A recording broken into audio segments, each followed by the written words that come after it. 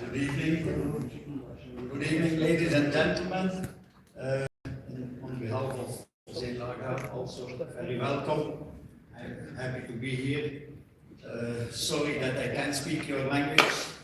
I can speak 4 languages, but not Turkish. So, our friend, our Turkish friend from Kanarya will translate for you. And if there is something unclear, I can repeat if it's necessary. Bütün katılımcılar iyi akşamlar. Versileri adına hepinize katılımınız için çok teşekkür ediyorum. 4 dil konuşabiliyorum ben ne yazık ki Türkçeyi konuşamıyorum, kusura bakmayın. Onun yerine Petgarden'dan bir çevirmen getirdim sizin için. I will first present myself. I'm Dr. Patrick Ghysels. I'm working 30 years as technical advisor for the Kanarya company. I'm 42 years graduated as doctor in veterinary medicine. Now I'm retired, but I do still such jobs like this one. And most of all, I'm 55 years bird keeper, bird breeder. And to be a good bird keeper and bird breeder, you have to be a bird lover. Also, I love birds, seeing them also in nature, because when you look in nature to the birds, you can learn a lot of them that you then can use to have better results in your breeding facilities. Ben Dr. Patrick Ghysels, Versiler'de 30 yıl boyunca teknik danışmanlık yaptım, 42 yıl boyunca veteriner hekimlik yaptım ancak şimdi emekli oldum. En önemlisi de 55 yıldır kuş sahibiyim, kuş üreticisiyim ve en önemlisi de bir kuş severim çünkü kuşların üretiminde daha çok verim alabilmek için, kuşların yetiştiriciliğini yapabilmek için bir insan hem doğayla ilgili olmalıdır hem de kuşları seviyor olmalıdır. The topic of today is 10 reasons why a bird is not breeding. When a breeder says my bird is not breeding, he means in fact different things. He means, first of all, there is no offspring, there are no babies, because there is no nest building, because there is no egg production, because the eggs are infertile, or because the chicks are not coming out of the eggs, or the chicks are dying very young. Bugünkü sunumumuzun konusu kuşların çiftleşmemesinin onun sebebi olacak. Kuşların çiftleşmemesinden insanların kasıtları çok farklı şeyler olabiliyor. Bu gerekirse kuşların yuva inşa etmemesi olabilir, yumurta üretmemesi olabilir ya da çıkan yavru ölü doğumlar veya yumurtadan hiç çıkamayan civcivler olabilir. First thing that we have to be sure about the sex and the age of the bird. First thing to know is it's really male and female. From time to time we see people that have birds together and they say, yeah, it's a couple. But finally it turns out that it's not a couple, so if it's not a couple, you will not breed. For some species it's very easy to see the difference. Male, female, you have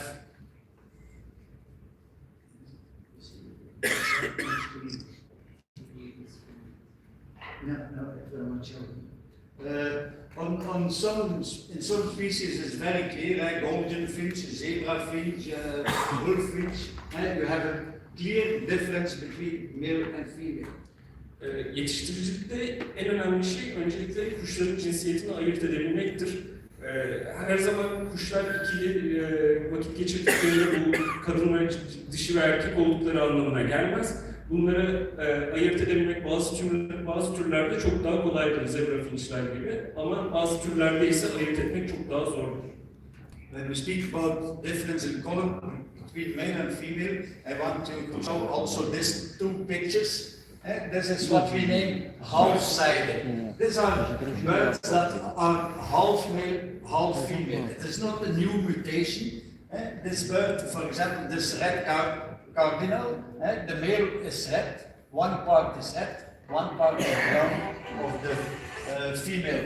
It's not Photoshop, these are real birds, and these birds are not fertile. Because they are half male, half female, you cannot breed with them. Don't try to present mutation. Bazı kuşlarda ise 2 renklilik görüyoruz. Bu kuşlar yeni bir mutasyon değil, bu kuşların 2 farklı cinsiyeti aynı anda taşıdığı anlamına geliyor.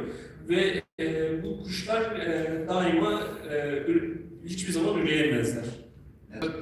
have also birds that can be half male, half hermaphrodite, half male, half female, that you don't see the difference. For example, in a yellow canary, it can be half male, half female, and looks totally yellow. Right? So this, from time to time that happens.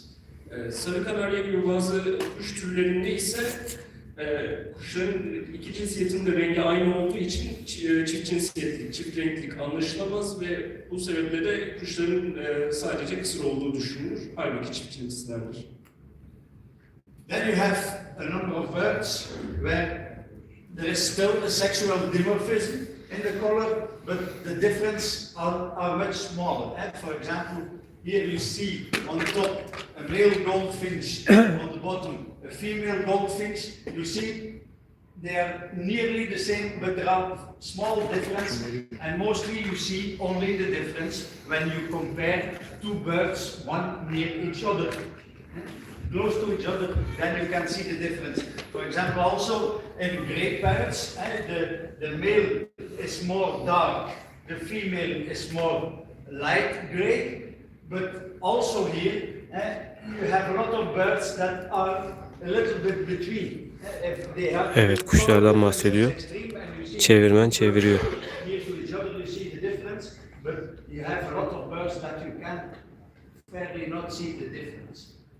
Bazı kuş türlerinde ise renklerle cinsiyeti ayırt etmek çok daha zor olur. Çünkü hala da cinsiyetler arasında renk farkı olmasına rağmen goldfinch gibi türlerde yukarıdaki fotoğraflar bir erkek kuşa, alttaki fotoğraflar ise bir dişi kuşa ait ve bu kuşları yan yana tutmadıkça cinsiyetler arasındaki renk farklarını çok fark etmek çok zor olur. Ya da gri papağan gibi türlerde ise erkekler daha koyu renklere sahip, dişiler daha açık renklere sahip olmasına rağmen tam bu ikisinin arasında renklere sahip iyice zorlaşır.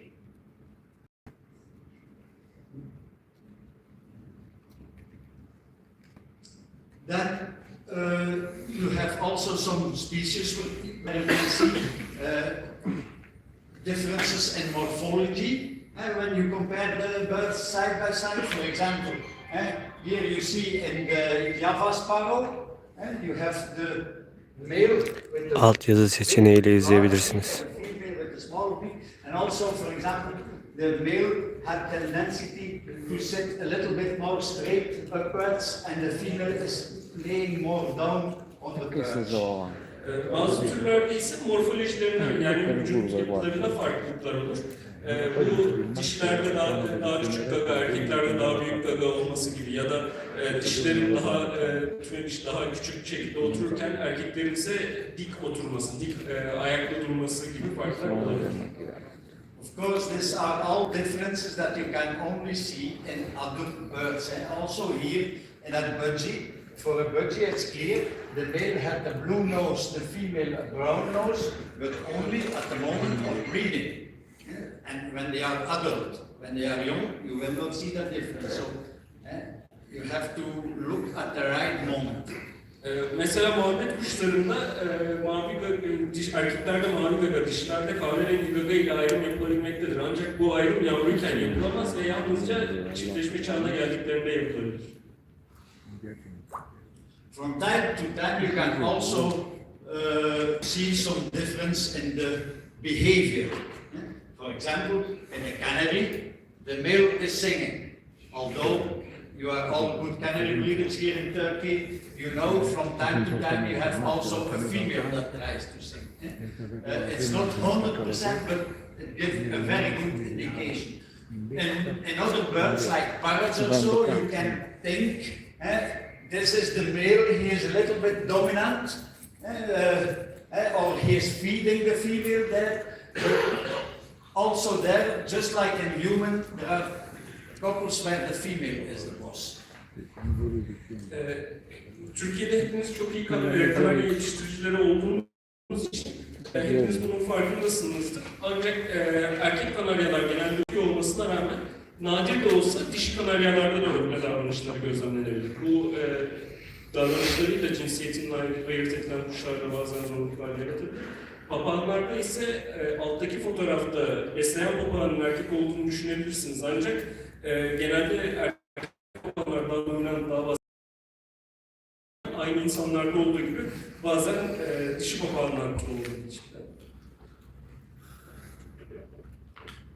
Then we have a more sure way of sexing, that's the cloacal sexing.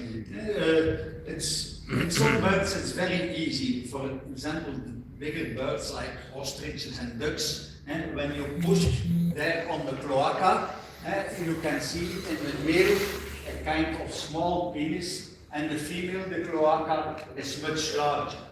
You are mostly canary breeders, you know certainly the system in canaries, where the cloaca of the male is standing upright when he is in breeding condition, where the cloaca of the female is much larger and laying flat to the vent here. But that I have not to explain to you as canary breeders. For example, a system also that we have in lovebirds, where we can feel the difference also only when they are in breeding condition, and you push your finger here between the pelvic bones, when there is large space, that is a female, because the egg has to go through, when there is small space, it is a male. Kloaka, yani cinsel organlardan ayırt etmek ise büyük kuşlarda, özellikle ördek ve deve kuşu gibi kuşlarda çok daha kolay olmaktadır. Dişi kuşlarda daha geniş bir kloaka varken erkek kuşlarda penis benzeri bir çıkıntı var. Bunu ayırt etmek çok daha kolaydır. Ki siz Kanarya yetiştiricileri olduğunuz için size bundan bahsetmeme gerek yok, ancak Kanaryalarda ise erkeklerde kloaka kısmı çiftleşme döneminde dikken, dişilerde ise geniş, düz ve büyük bir alana yayılmıştır. Aynı zamanda muhabbet kuşlarında da fotoğrafta gördüğünüz kısma bastırarak eğer iki parmağınızın boşluğa denk geldiğini hissederseniz bu büyük ihtimalle bir dişi olduğunu anlamına gelmektedir. Orada kemikler birbirine daha yakınsa ve yumurta geçecek gibi durmuyorsa ise bu erkek olduklarını göstermektedir. And then we come to the more scientific way of sexing birds. That's, first of all, we have the endoscopic sexing that you can do in bigger birds like parrots and big parakeets or pigeons. They go inside the bird with an endoscope, a very small camera, and they look into the vent if they see the testicles or if they see the ovarium, and that's 100% sure to know which sex the bird has. %100 isabetlilikle kullanılabilen bir başka cinsiyet belirleme yöntemi ise endoskopik cinsiyet belirlemedir. Ve bu genelde büyük kuşlarda, papağan gibi ya da büyük paraket gibi kuşlarda kullanılabilmektedir. Ve bu endoskopik gözlemde kuşların testisi mi olduğu, soldaki gibi testisleri mi olduğu yoksa sağdaki gibi yumurtalıkları mı olduğuna bakılır. And the advantage of this system in bigger birds is that you have immediately an idea about the sexual status of the bird. If the male is already in breeding condition or not, is the female ready to lay eggs or not? But again, it's only for bigger birds. Bunun büyük kuşlardaki bir diğer avantajı ise kuşa endoskopik kontrol yapılarak kuşun üreme döneminde olup olmadığı ve cinsiyeti derhal istenildiği zaman tespit edilebilmektedir, ama bunun tek dezavantajı yalnızca büyük kuşlara yapılabilmesidir. And then the newest way of sexing birds is DNA sexing. We take a sample of blood or feathers of some eggshell from a baby bird that's freshly hatched from the egg. We send it to a laboratory, and the laboratory is looking for the sex chromosomes.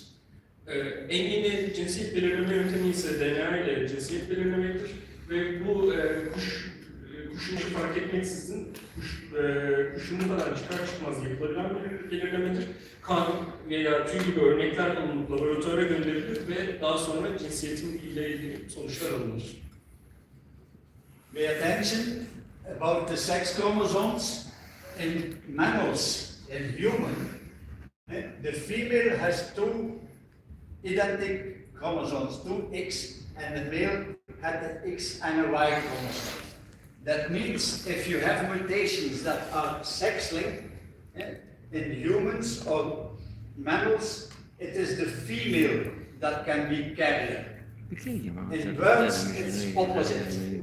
The bird has the male, the two big chromosomes, and it is the male that is always carrier from sex-linked mutations. For example, albino or lutino, sex-linked mutations, it's the male that is carrier. The female can never be carrier. Or she is the mutation, or she is a normal bird. Cinsiyet kromozomları meleklerde XX ve XY olur. Kadınlarda XX, erkeklerde XY iken kuşlarda ise cinsiyet kromozomları erkeklerde aynı kromozom olup kadınlarda ve dişilerde farklılık göstermektedir.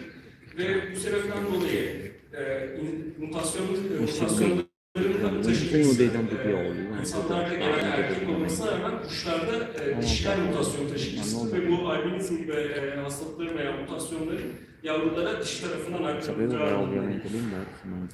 This is a very good system, very easy, not so expensive to do the sexing, but it is a system that is based on honesty and trust. The breeder has to take the sample of the feathers or have to take the eggshell and send to the laboratory. So you have to trust the breeder that he has not cheated by taking feathers from another bird. Bu sistem çok pahalı olmaması ve çok güvenilir bir sistem olmasına karşın dürüstlük ve güven üzerine kurulu bir sistemdir. O yüzden hem üreticinin hem de veterinerin birbirine güveniyor olması ve sonuçları doğru izah ettiğinden emin olması gerekmektedir. Patrik, sen çevirirken yanlış çevirdin herhalde. Bir geri gelelim. Şöyle. Kuşlarda erkek taşıyıcı. Doktor doğru söyledi, arkadaş şaşırdı XY deyince. Sen bir çevir kuşlarda erkek, erkek taşıyıcı. tekrar orayı Herkes biliyor zaten. Olsun. You come back to Sorry. Okay, it's good that you react. You listen, man. It's good that you react. Sen söyle şimdi de. So I summarize in birds, which is the most important for us, the birds, it's always the male that is carrier of sex-linked mutations. The female can never be carrier of sex-linked mutations. Kuşlarda dişi hiçbir zaman cinsiyetle ilişkili hastalıkların ve mutasyonların taşıyıcısı değilken erkekler taşıyıcıdır. Düzeltmenizi yapalım. Evet. Okay? Yeah. And then we come to the age for breeding. And there is a big difference in species. Mostly Canaries, after 1 year, they are ready for breeding. First, you have the juvenile birds. They are sexual immature, they are infertile. And then you have the young adults. The young adults, let's say in Canaries, 1 year old, they have the peak fertility moment. Because at that moment they have the best egg production, the best sperm production, they have the best hatch rates of babies out of the birds, but it's that first time they have little experience, so they, although they have the best results in breeding and offspring, they have not the best results in total raised birds because they need some more experience. And then they get some older, they are 2 years old. This is in fact the optimal breeding period because they have already experience, they are very consistent in their breeding success. And then they are getting older after, for example, Canaries 4 or 5 years old, and the fertility decline and it's over.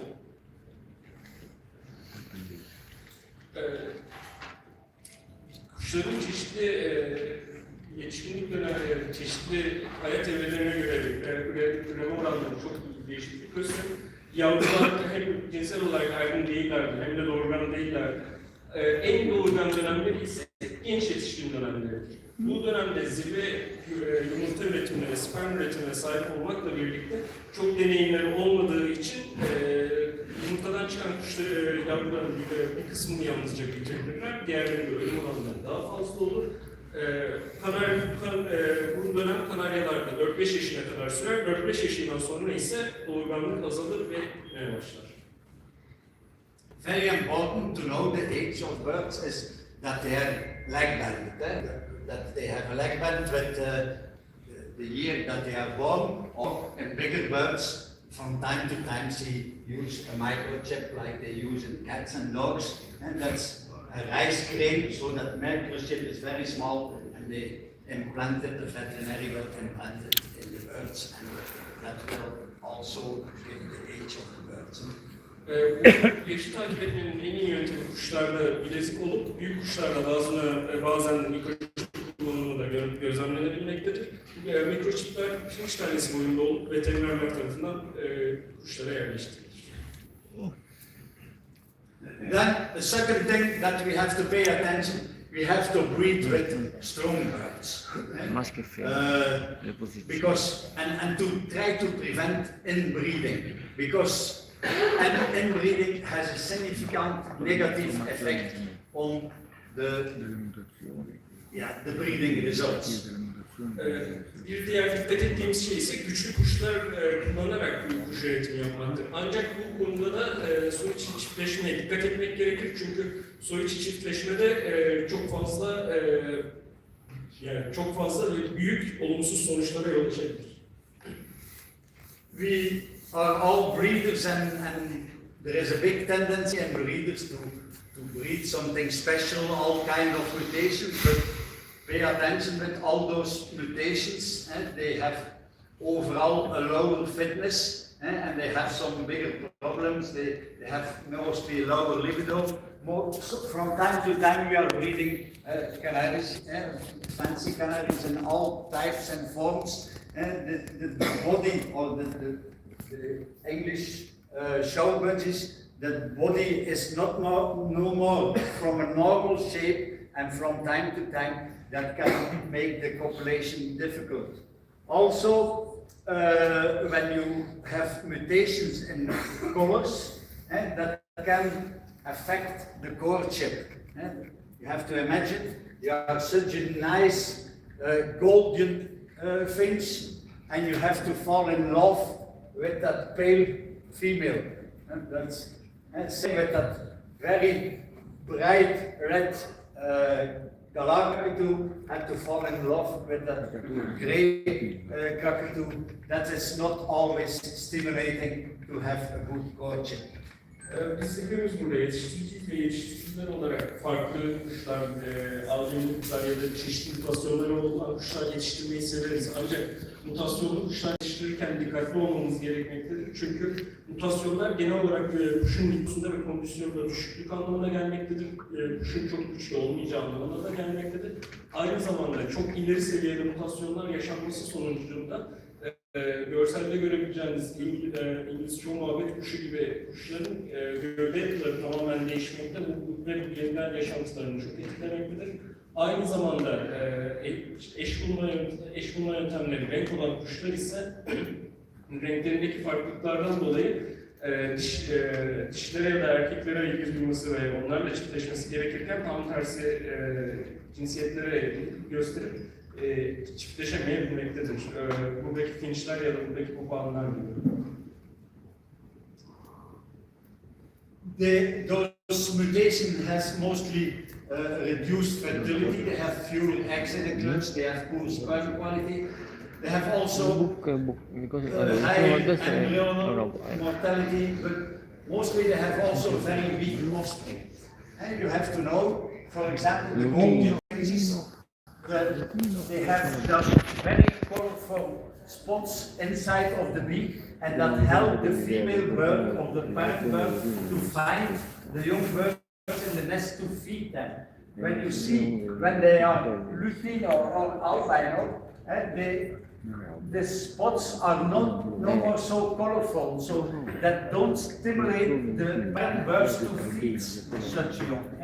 So they are already a little bit less fat, and when they are lutino or albino, they have also red eyes, and that red eyes, they see much less, they see less good. So the young birds don't see the parents coming to feed. So that's also a negative effect on the offspring they have. Mutasyonları olan kuşlar daha düşük doğurganlığa sahiptir. Kuşlar başına daha az yumurtlarlar, sperm kaliteleri daha düşüktür. Embriyolarda çok daha yüksek ölüm oranları vardır. Ve genel olarak daha zayıf yavrular doğururlar. Bununla birlikte bazı türlerde mutasyonlar çok daha büyük sorunlara yol açmaktadır. Örneğin goldfinch gibi renkli noktalar kullanarak ebeveynlerin beslediği kuşlarda albinizm gibi hastalıklar gözlemlendiğinde bu ebeveynin yavru beslemesini güçleştirir. Genelde besleyememesine sebep olur. Bununla birlikte bu tarz hastalıklarda kırmızı gözle gözlemlenebilmektedir ve kırmızı göz finçlerde kırmızı göz olması görüşünün daha kötü olması anlamına gelir. Görüşü daha kötü olduğu için ise kuşun hayat kalitesi genel olarak düşüşür. Then something about hand rearing. From time to time we are doing hand rearing, mostly with parrots or parakeet birds to have hand-tame birds. When you do hand rearing and you want that young birds to use afterwards as a breeding bird, you have to do the hand rearing in a group of birds. Because when you do hand rearing of one bird alone, you will imprint him on humans, and afterwards he will no more try to mate with another bird. He will try to mate with humans. That's what is happening with, for example, the falcons in the Middle East. They are so used to cooperate on the head of the breeder, they don't cooperate no more with a female bird. Or with the king birds, they do it already for years. Their artificial insemination, they are no more used to other birds. So you breed, in fact, birds that are not normal sexual, really normally behaving. Elle besleme kuşlarda dönem dönem yaptığımız bir aktivite, özellikle büyük hareketlerde ve özellikle ele gelebildiği için yapılan bir aktivite olmasına rağmen kuşların grup halinde tutulması ve bütün kuşların birlikte elle beslenmesi gerekiyor. Bunun yapılmaması durumunda insanlara karşı ilgi duymaya başlayıp diğer kuşlara olan ilgilerini kaybedebilirler. Bu Orta Doğu'daki şahincilikte çok gözlemlediğimiz bir sorun haline gelmiştir. Sürekli elde yapay döneme maruz kaldığı için kuşlar artık kendileri ürememektedir ve bu kuşların yapay dönemlerde üretilmeye devam etmesi gerekmektedir. Then important also for good breeding success is the cage and yielding. We try to have as much as possible space for those birds because flight and exercise bring the bird in a better physical condition, and a bird in a better physical condition will breeding bird. Kuşların geniş alanlara sahip olması da bizim için çok önemlidir. Çünkü geniş alanların kuşun rahat hareket edebilmesi ve uçabilmesi anlamına gelmektedir. Uçabilen ve rahat hareket edebilen hayvanlar ise hem kilo problemleri yaşamazlar hem de genel kondisyonları daha yüksek olur. When they are in a bigger aviary, you have also reduction of stress. Stress because of territorial aggression or aggression between the partners, and that's very important because at the moment of stress, the bird produces some internal stress hormone, and that stress hormone is a kind of corticosterone, and that's working opposite to the fertility hormone. So that means that stress gives that stress hormone and reduce the fertility. Kuşhanelerin alanının büyük olmasının başka bir avantajı ise kuşlar arasında bölgesel saldırganlığa engel olmasıdır. Bölgesel saldırganlığa engel olması ise kuşlarda daha az strese sebep olur. Daha az stres demek, kuşların üremesinin daha kolay olması anlamına gelmektedir. Çünkü kuşlar stres altında olduklarında kortikosteroid ismi verilen stres hormonunu salgılarlar ve gelen üreme hormonlarından tam tersi çalışıp kuşların üremesini engellemektedir. Also important is to prevent that the birds have too much influence from external factors, just like noise or light. For example, I remember it was a breeder of parrots, but I remember a breeder that had very bad breeding results. And we were checking for months and we couldn't find anything. And then we realized that the breeder was living just at the side of a motorway. And the motorway was lighted during the whole night, so in fact those birds had nearly 24 hours light. And that was, but as we were checking always in the day what could be the problem, we didn't realize that that was the problem. So very important, noise, light pollution, human interference, predators also, and falcons coming on the aviary. Try to prevent that as much as possible. Aynı zamanda kuşhanelerin genel olarak dış etmenlerden uzakta ve bunlardan ayrı tutulmuş olması gerekmektedir. Bunlar gürültü, ışık kirliliği, yürütücüler ya da insan müdahalesidir. Örneğin bir papağan yetiştiricisinin kuşhanesiyle ilgili üretimde verim düşüklüğü ve sorunlar yaşamaktadır. Bunun için aylarca araştırma yaptık ancak herhangi bir sorun bulamamıştık. Sonradan fark ettik ki bu kuşhane bir otoyolun yanında yer alıyordu ve bu otoyol gece boyunca aydınlatmaya sahip olduğu için kuşlar 24 saat ışık altında kalıyordu ve bu onların doğal döngesini bozuyordu. Aynı zamanda yırtıcılardan da çok uzak tutulması gerekiyor bu kuşların çünkü strese sebep olabiliyor. Pay attention with co-residents. From time to time we have mixed aviaries and then we have a mixed population, or we have some birds that are really colony breeders. We have more couples together. You can have a lot of aggression about the territory, they fight for nesting sites, they interrupt mating and so on. Kuş türlerinin karışık yetiştirilmesinde ise çeşitli sorunlar yaşanabilir. Bu öncelikle çok kalabalığa yol açabilir. Bunun yanı sıra da kuşlar arasında saldırganlık ve bölge koruma gibi davranışlar gözlemlenebilir. But also the presence of all other birds around the birds can be social stimulation because when they see other couples start breeding, they can also start breeding and they have more normal social interaction. But also there you have to pay attention. If there are too many birds, you have kind of overstimulating, the switching from mate, they destruct each other's nests, and that you have to prevent. Tabii bunun bazı avantajları da olur. Mesela sosyal etkileşiminden keyif alan kuşlar, sosyal kuşlar, diğer kuşlarla bir arada yaşadıklarında diğer eşlerin çiftleşmeye başladığını fark edip kendileri çiftleşmeye başlayabilir ya da genel olarak sosyal etkileşim kurabilirler. Ama bu aynı zamanda da çok fazla kuş ve çok dikkat dağınıklığına da yol açabilir. Bu durumda da kuşların kendi eşlerini bırakıp başka eşlerin peşlerine gitmeleri ya da başka kuşların yollarını bozma gibi sebeplere yol açabilir. Sonuçlara yol açabilir. So to prevent all that aggression, we go back here. To prevent all that aggression, we have a lot of things that we can do. For example, here, that's in Bird Park Walsrode in Germany.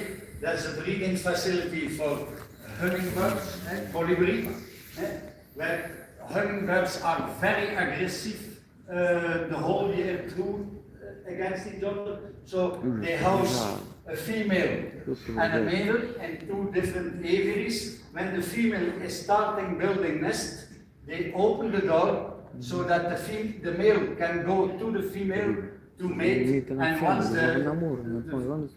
was mating, and once you have eggs, they take the male again separately. Bazı kuş türlerinde ise bölge korumacıları saldırganlık o kadar yüksektir ki sol alttaki fotoğraf Almanya'da bir kuşhaneden örnek bir fotoğraf. Bu kuşhanede sinek kuşları yetiştirilmekte olup sinek kuşları birbirlerine karşı ama çok çok saldırgan oldukları için dişiler ve erkekler sürekli ayrı tutulmaktadır. Çiftleşme dönemi geldiğinde dişi sinek kuşu yuva kurmaya başlar ve yuva kurumu bittikten sonra kafeslerin arasındaki kapaklar açılarak erkekler yuvaya dahil edilir. Yumurtlama gerçekleştikten sonra erkekler tekrar kendi kafeslerine ayrılır ve kafesler arasındaki geçiş tekrardan kapatılır. This on top there, that was my aviary where I was breeding insectivorous birds. Also insectivorous birds can be very aggressive male female, and mostly in those birds it's the female that is aggressive to the males. So what I was doing from the moment that I was seeing that was the female that was making nest or start brooding, I had inside the aviary, you see there on the left side, a small aviary. Inside the aviary, I took out the male and put him in the small aviary, so they were still together, but they couldn't find them all.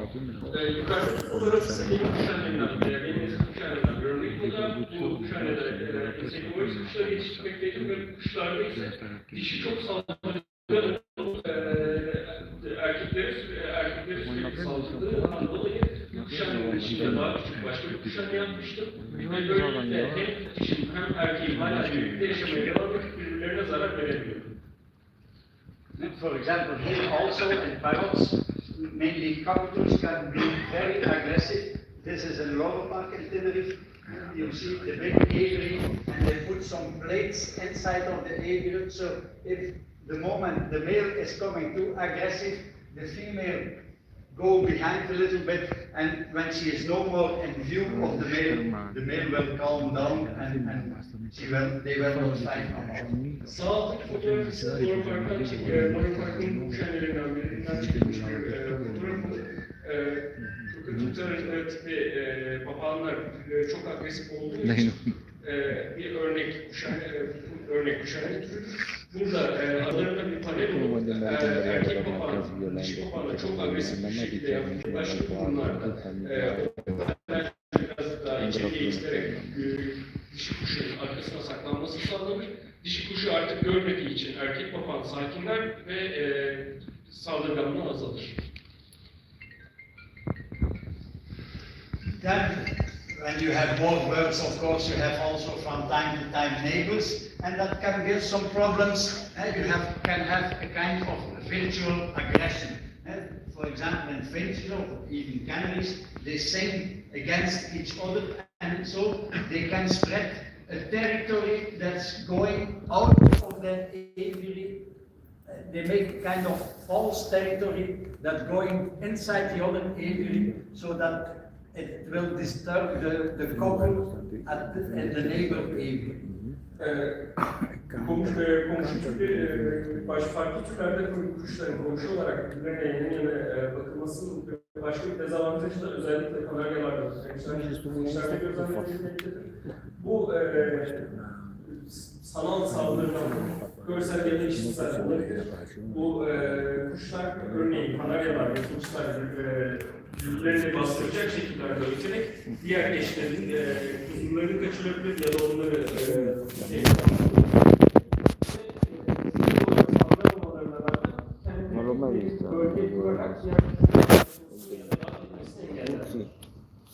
For example, there in those parrots, you see, they cannot touch each other because it is a double white, they cannot fight, but the male on that side is so dominant that he make his territory coming in that other aviary, and you see the other birds are afraid to come in that territory. That is something virtual, but it happens. Therefore, mainly in those birds, we try to have separations. You see here in a lot of green between aviaries so that the birds cannot disturb each other. Sol üst fotoğrafta gördüğünüz aralarında tel olmasına rağmen birbirlerinden korkan papağanlara sahip. Çünkü papağanlardan bir tanesi o kadar dominant ve baskın bir karaktere sahip ve o kadar çok ötüyor ki diğer papağanın korkmasına sebep oluyor. Her ne kadar ona saldıramıyor olsa da sanal saldırganlık aracılığıyla diğer papağan üzerinde yine bir baskınlık kuruyor. O yüzden saldırgan türlerde çeşitli ayıraçlar kullanıyoruz. Alttaki fotoğraf örneğin monoparkta çekilmiş bir fotoğraf olur. Tellerin üzerine çok fazla yeşillik yerleştirerek kuşların birbirini görmesi ve birbirlerini rahatsız etmesi engellenmiş oluyor.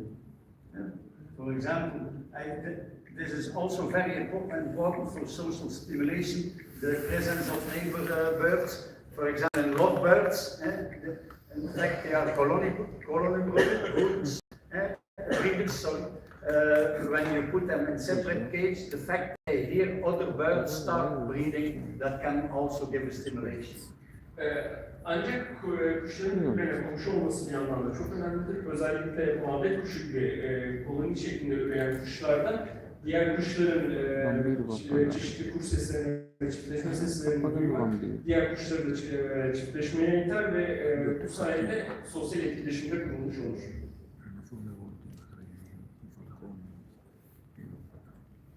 That's more on parakeets and so parrots.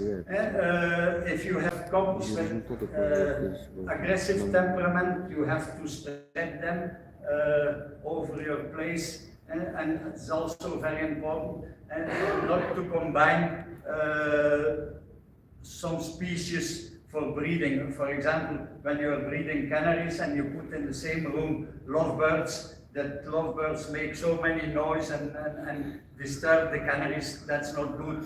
Try to keep quiet species and aggressive species a little bit from each other.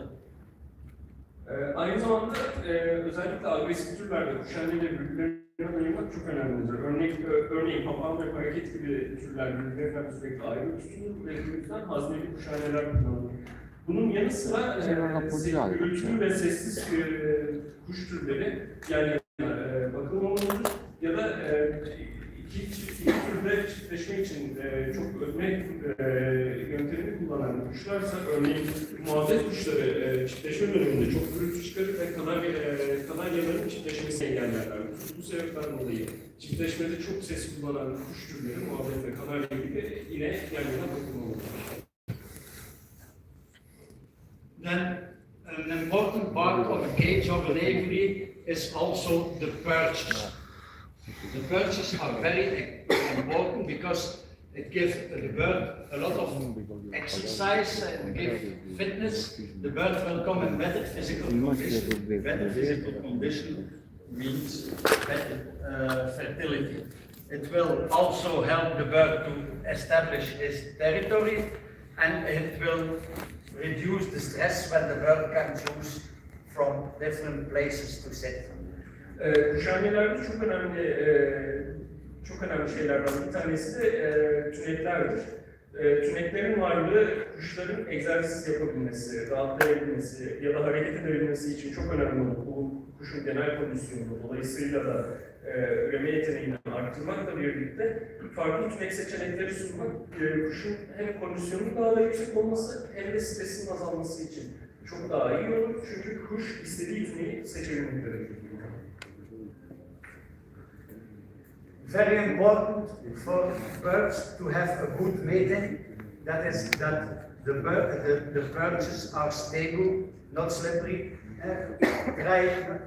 For example, we see many times this ropes or perches that are pending on chains. That's okay, but you have always to give also some stable perches, so that if the bird has to mate, he has a stable position. And for example, this you see in canaries many times that type of perches, nothing wrong with it, but after a certain time they get a little bit used and they are no more stable. They're doing that in the cage, and so when the bird is jumping on it, he is not stable for mating. So try to pay attention for that. Important can also be when you have a group, certainly young birds when they are in the molting time, that you give them some privacy to perch. For example, here the goldfinches, they have a divider between each place. Very important also for canaries that they cannot pick each other feathers, that they are really comfortable in their own place. Tünek aynı zamanda da çiftleşme için çok önemlidir. Bu yüzden bazen gözlemlediğimiz zincirlere takılmış veya tünekler kullanılmasında bir sakınca olmamasına rağmen kuşların rahatça çiftleşebilmesi için sağlam, hareket etmeyen, sallanmayan, kuşların kayıp düşemeyecek tünekler de bulundurulmalıdır. Sağ üstteki gibi tüneklerle ilgili hiçbir sorun olmamasına rağmen zamanla bu tünekleri tutan teller gevşeme yaptığı için bu tünekler çeşitli dengesizlik problemleri yaşayabilir, sallanabilir veya çıkıp düşebilir. O yüzden kurtuluş tünekleri zaman içerisinde değiştirilmesi gerekmektedir. Başka önemli bir konu ise bol kılıç gibi türlerde mutlaka tüy dökme döneminde bu kuşlara hazneli tünekler sağlanarak kuşlara özel alan oluşturulmasıdır. Çünkü bu kuşlar tüy dökeceklerinde kendilerinin izlenmesinden hoşlanmazlar ve kendi tüylerini çekilmek isterler. Bu kanaryalarda da önemlidir. Aynı zamanda bu şekilde bölmelerle ayrılmasının başka bir avantajı ise kuşların birbirinin tüylerini çekmemesi olur. Ve kuşların birbirlerinin tüylerini çekmek yerine sadece kendi tüylerini çekmeleri ise gelişimler açısından çok daha sağlıklıdır. Try also to have a different diameter in the perches. When you use natural branches there on top, the bird can choose the place where it is most comfortable to sit for him. Pay attention also with the size of the perches. You see here two couples of flourish mating. This one is sitting on a big, strong perch and had a good grip on it, so that will be a very good mating. Here they are on a very small line and they are in fact balancing. The copulation will be much less effective. Pay attention also with the place in the aviary where you put the perches. It has always to be enough space between the highest perch, because the birds prefer to mate on the highest perches. The space between the highest perch and the roof of the aviary has to be big enough so that they are comfortable to mate. You see that parrot, how he has to do for mating, that's not so comfortable. Aynı zamanda dışarılarda ve kafeslerde farklı şartlarda ve farklı boyutlarda tünekler olması da çok önemlidir. Bu örnek olarak soldaki fotoğrafta büyük sağlam bir dalın üzerine duran kuşlar gayet başarılı bir çiftleşme yaşayacakken ortadaki fotoğrafta kırılgan ve sallanmaya müsait aynı zamanda iki kuşun aynı anda bir arada duramadığı tünekte ise çiftleşmenin başarı oranı ve verimi çok daha düşük olacaktır. Bununla birlikte kuşlar en yüksek noktadaki tüneklerde çiftleşmeyi tercih ettiklerinden dolayı kafeslerimiz ve kuşhannelerimizdeki en yüksek tüneklerin daima kafesin veya tüneyin çatısıyla arasında iki kuşun bir arada durabileceği kadar mesafe olmasına dikkat etmek gerekmektedir ki kuşlar bu pozisyonda rahat bulunabilsinler. Then next thing are the nesting facilities. A nest has to be a secure place to raise chicks. By preference there is a perch nearby so that the male can sit close to the female when she is brooding. You have to try, when you have more couples in one aviary, you have to spread the nesting places over the whole aviary. Try to have them as high as possible in the aviary, because birds like to be high to sitting on the nest. And when you have a group of birds in your aviary, you need always to have more nesting place than you have couples of birds in the aviary. So to prevent that the birds have to fight for the last places for brooding. Bununla birlikte kuş yetiştiriciliğinde yuva alanları ve kuş yuvaları da çok önemlidir.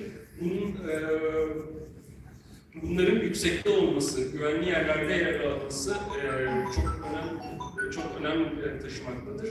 Ve aynı zamanda da bu kuş yuvalarının kurulacağı bölgelerde erkeğin daima dişi kuluçkaya yatmışken yanında bulunabileceği kadar yer olması gerekmektedir. Bu durum kuşların kendilerini daha güvenli hissetmelerini sağlar. Aynı zamanda eğer bu halinde kuş yuvaları yan yana bulundurulacaksa daima eşleşmiş kuş sayısından daha fazla, çift kuş sayısından daha fazla yuva olmalıdır ki bu kuşlar yuva alanları için kavga etmemeli ve daha rahat çiftleşmelerini devam ettirebilmelidirler. For nesting facilities, we have a lot of possibilities of all